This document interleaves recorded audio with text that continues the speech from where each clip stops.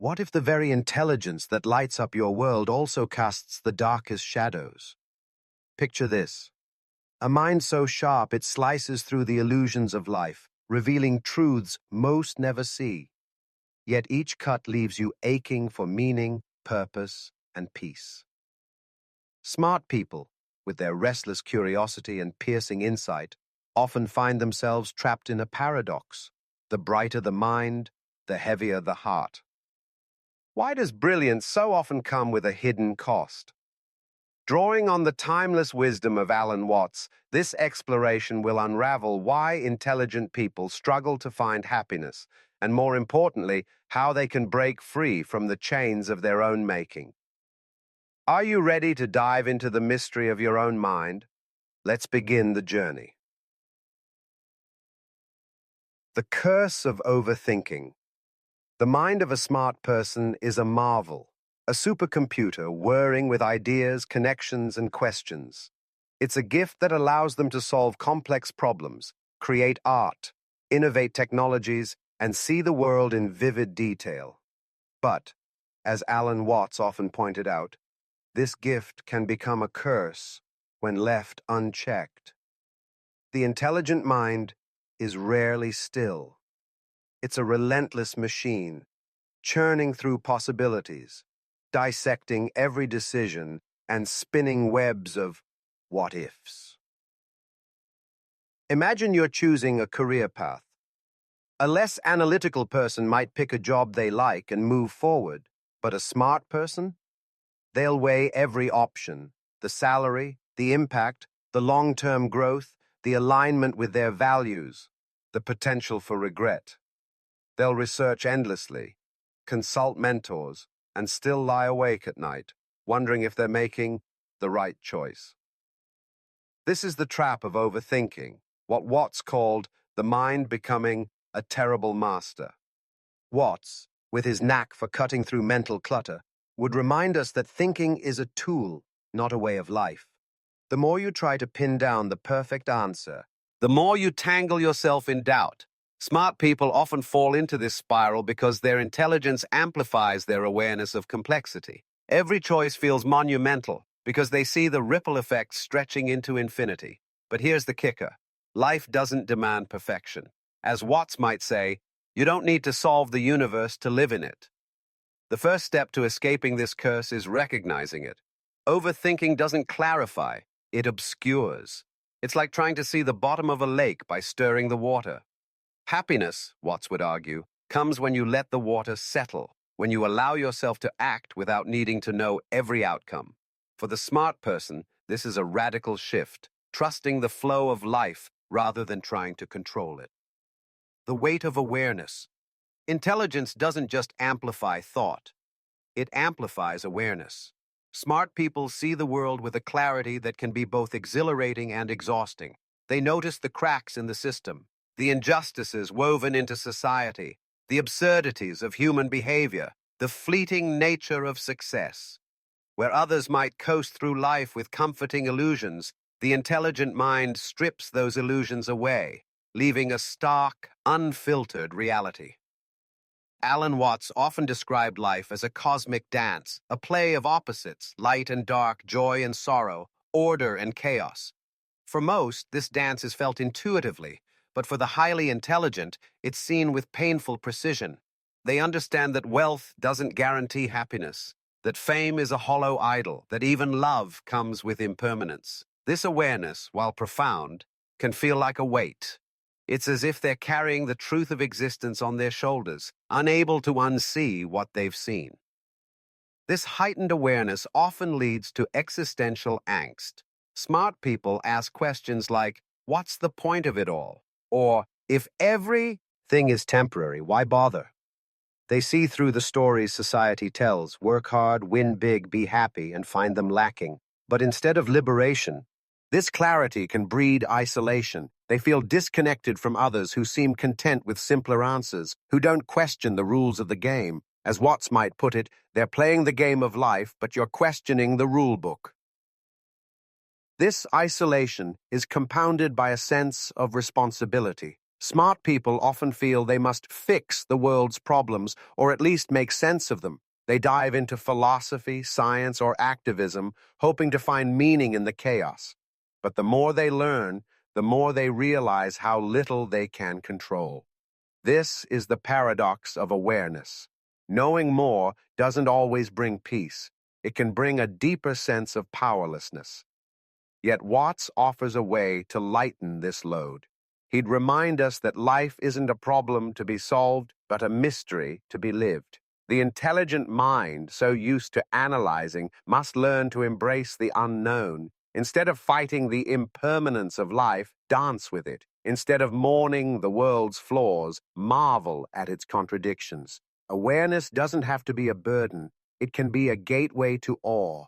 The trap of expectation. If overthinking and awareness are internal struggles, expectation is the external pressure that compounds them. Society loves smart people until it doesn't. It places them on a pedestal, demanding they achieve greatness, solve impossible problems, or live up to their potential. You're so smart, people say. You could change the world. But these words, meant as praise, can become shackles. Alan Watts was a master at exposing the myths we live by, and one of the biggest is the myth of should. Smart people internalize this myth, believing their intelligence obligates them to extraordinary outcomes. They tie their self-worth to metrics, grades, promotions, innovations, convinced that happiness lies on the other side of achievement. But when reality falls short, as it often does, feel like failures, not because they lack ability, but because they've bought into the idea that their value depends on what they produce.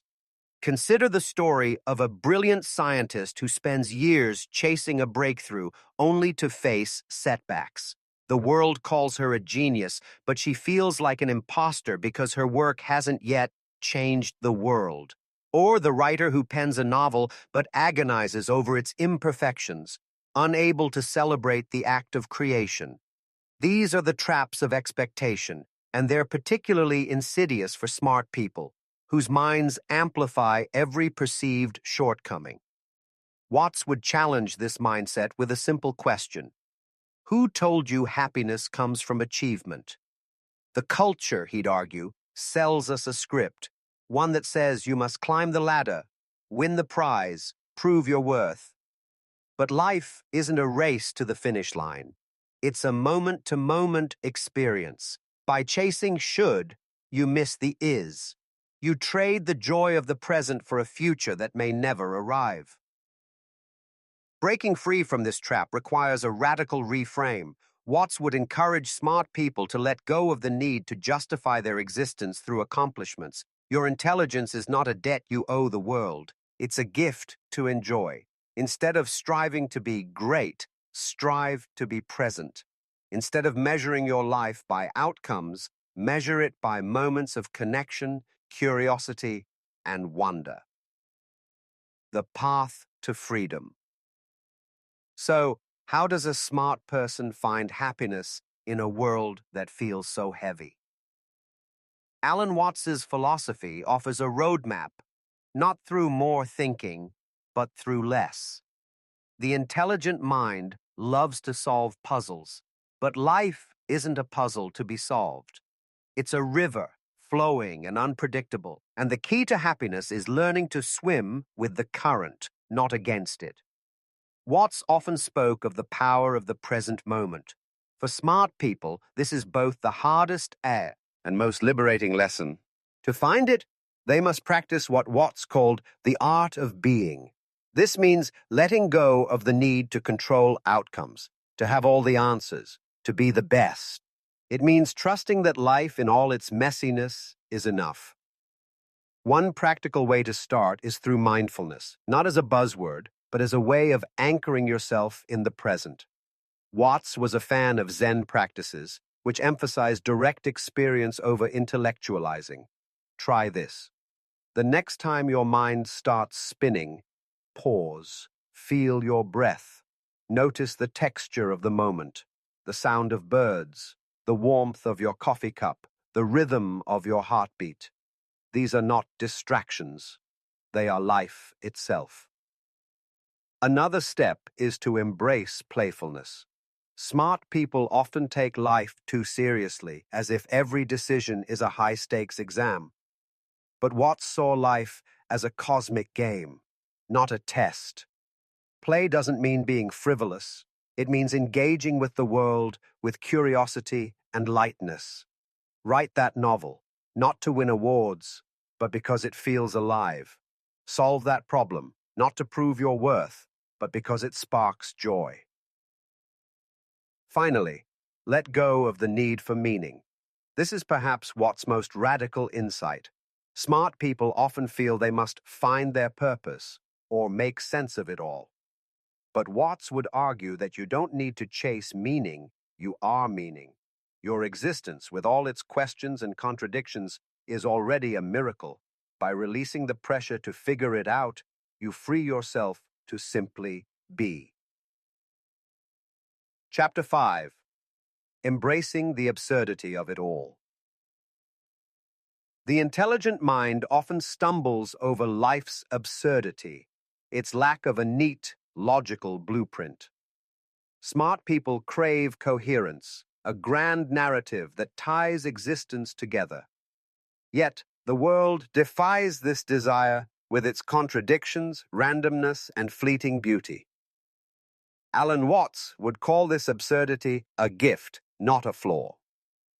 To find happiness, smart people must learn to embrace the nonsensical nature of life, to laugh at its paradoxes, and to find joy in its unpredictability.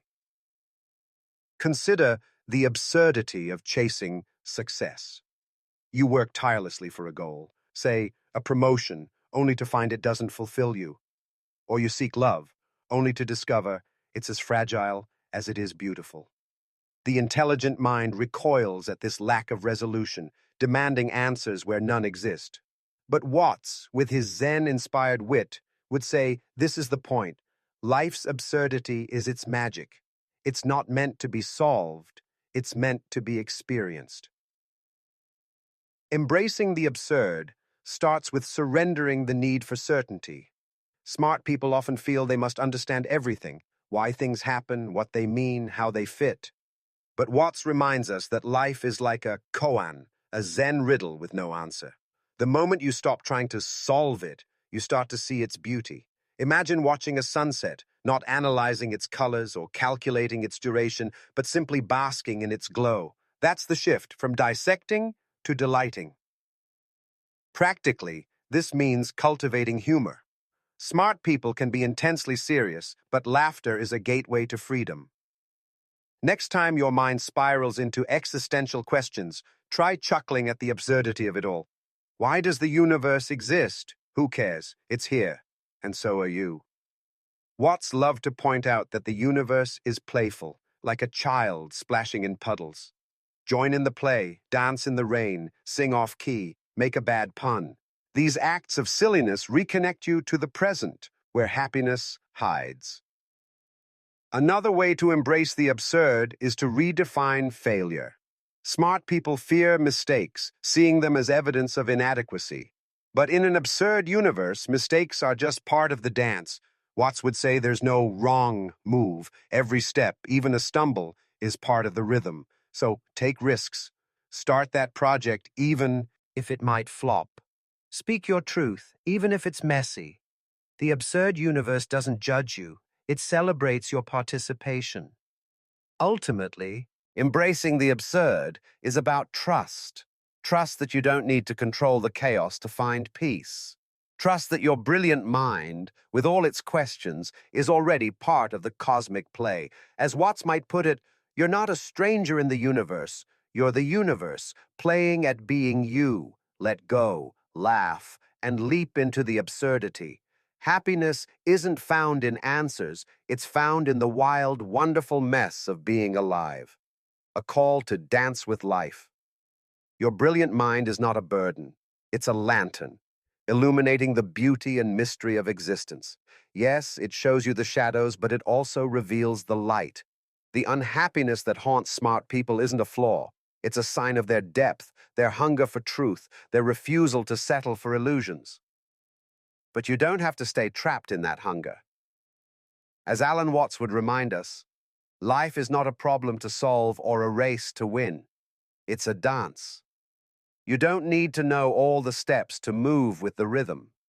Let go of the need to control, to achieve, to understand everything. Step out of the maze of your mind and into the flow of the present. Feel the music of this moment, the laughter, the questions, the fleeting beauty of it all.